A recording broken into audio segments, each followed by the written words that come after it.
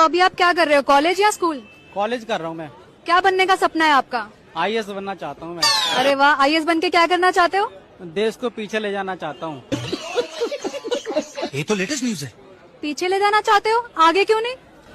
वो मेरा सपना नहीं है ना।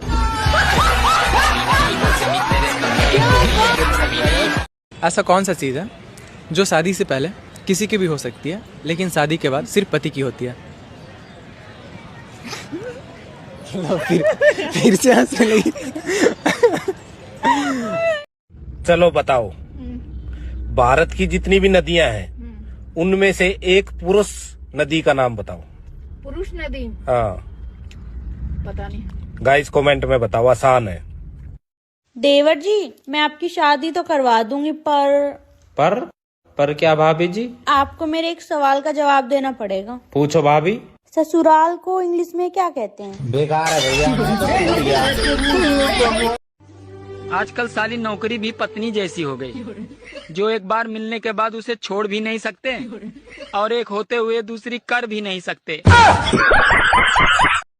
सिर्फ शादी ही एक ऐसी जख्म है जिसे चोट लगने से पहले ही हल्दी लगा दी जाती है।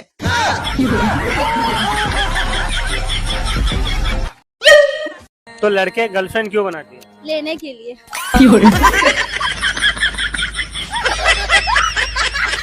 तुम बहुत पढ़े लिखे हो, तो फिर इंग्लिश बोल के दिखाओ। इंग्लिश? सीधे सीधे बताओ, बॉयफ्रेंड बनोगे या हस्बैंड बनोगे? देखो जी, बात ऐसी है, ना बनना हमें बॉयफ्रेंड, ना बनना हमें हस्बैंड, हमें बनना है कस्टमर। 300 रुपए देंगे, फुल मजा लेंगे। जिस लड़के की शादी के लिए लड़की देखने उसका पूरा खानदान जाता है, अरे वही लड़की शादी के बाद अकेले ही उसके पूरे खानदान को देख लेती है। हेलो हेलो, बोला काहे नहीं खू? क्या बोली? का बोली? अब तो शादी सेट हो गई। शादी सेट हो गया, तेरा डांस करे आयला ना, तो फिर हमरा इशारा पर नचबा कैसे? सुनो जी, इतने साल हो गए अभी तक आपने नए साल पे मुझे कुछ नहीं दिया। अरे पागल, दिल तो दिया है, अब क्या चाहिए तुम्हें? अरे तुम मुझे कोई सोने की चीज लाके दो। ठीक है, शाम को मैं तुम्हें एक तकिया लाके दे दूंगा और तुम खूब मजे से सोना। गर्मी और बीबी दोनों एक जैसी होती हैं। इनका पारा चढ़ते ही अच्छे अच्छों का पसीना छुड़ा देती है।